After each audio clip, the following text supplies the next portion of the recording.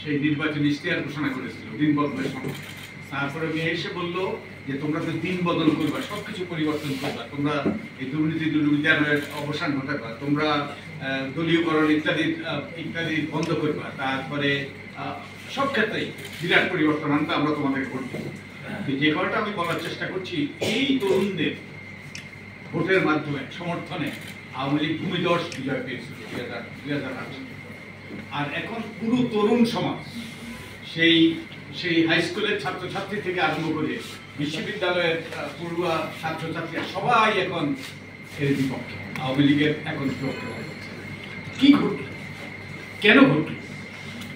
এবং আজকে এই যে ছাত্র সমাজ যে তাদের দাবি এইসব নিয়ে সামনে এসছে, আমরা সুজনের পক্ষ থেকে তার প্রতি একাত্মতা জ্ঞাপন করি, একাত্মতা ঘোষণা করি এবং তাদের এই যৌক্তিক দাবি মেনে নেওয়া এবং সরকারের এগিয়ে আসার জন্য আমরা অনুরোধ করি। এখন তাদের দাবিগুলো, আমাদের রোগ যখন হয়, যেমন আমার যদি জ্বর হয়, আমি প্যারাসিটামল খেলে আমার হয়তো রোগ সেরে যেতে পারে, কিন্তু আমার যদি এটা যদি ম্যালেরিয়ার কারণে হয় তাহলে আমার রোগ সারবে না।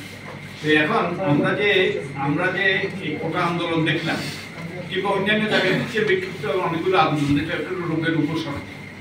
রোগটা আরো ব্যাপক, গুরুতর, ভয়াবহ। রোগটা হলো কি? অধিকার। যে ছাত্র সমাজ যে তাদের এই সরকারি চাকরিতে তাদের অধিকার থেকে বঞ্চিত, শুধু সরকারি চাকরি নয়, এখন আপনি ক্ষমতাসীন দলের এবং ক্ষমতাসীন এই দলের সাথে সংশ্লিষ্ট না হলে আপনি কোনো সরকারি আধা সরকারি কোনো চাকরিতে পাবেন না, আপনি সব রকম সুযোগ সুবিধা থেকে বঞ্চিত হবেন।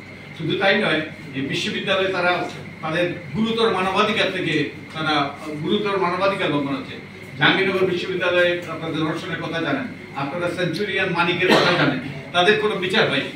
তারপরে এখানে জীবনের শুধু বাক স্বাধীনতা, মতামত প্রকাশের স্বাধীনতা, সংগঠিত স্বাধীনতা নয়, এখানে জীবনের অধিকার পর্যন্ত তারা বঞ্চিত হয়েছে।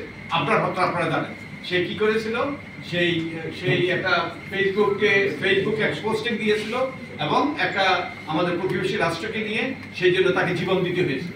তো এই অনেকগুলো অধিকার এবং এই অধিকারের সাথে যুক্ত হয়েছে আরো কতগুলো মৌলিক অধিকার থেকে আমরা এই ছাত্রছাত্রী এবং আমরা সবাই বঞ্চিত। আমাদের ভোটাধিকার থেকে বঞ্চিত, আমাদের মৌলিক নাগরিক অধিকার থেকে বঞ্চিত, আইনের শাসন, তারপরে এই যে আরো অনেকগুলো অধিকার যে আমরা নাগরিক হিসাবে যেগুলো আমাদের প্রাপ্য, যেগুলো আমাদের সংবিধান স্বীকৃত, সেগুলো থেকে বঞ্চিত। এগুলোই হলো রোগ। তো রোগের উপসর্গ চলবে না, এখন এই রোগের চিকিৎসা করতে হবে, তা নাহলে কিন্তু আমাদের এই রোগ দূরীভূত হবে না। আর এই অধিকারগুলো কিন্তু অবিভাজ্য, ইন্টিগ্রেটেড, ইনসেপারেবল। কান টানলে যেমন মাথা আসে, সে একটা অধিকার বঞ্চিত হলে আরেকটা অধিকার থেকে আমরা বঞ্চিত হই।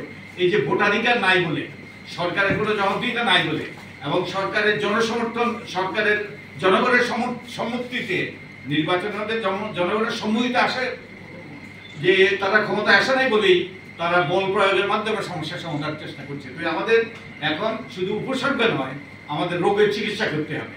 তো আমরা মনে করি যে আমরা নাগরিক হিসাবে উই ডিজার্ভ দ্যাট। আমরা এই দেশ স্বাধীন হয়েছে যে মানুষের আত্মনিয়ন্ত্রণের অধিকার প্রতিষ্ঠার জন্য। আমাদের বীর মুক্তিযোদ্ধারা প্রাণ দিয়েছে যে আমাদের ভোটাধিকার, আমাদের অন্যান্য নাগরিক অধিকার প্রতিষ্ঠার জন্য। আজ আমরা এই স্বাধীন দেশে নাগরিক অধিকার থেকে, ভোটাধিকার থেকে বঞ্চিত। এগুলোর আমাদের প্রতিষ্ঠা না হলে কিন্তু তাহলে রোগের উপসর্গে চিকিৎসা হবে, রোগ চিকিৎসা হবে না। তো আমি এখানে আমার কথা শেষ করছি। আমি আমার যে সহকর্মী বন্ধুরা আছেন তাদের কথা যুক্ত করার জন্য অনুরোধ করবো।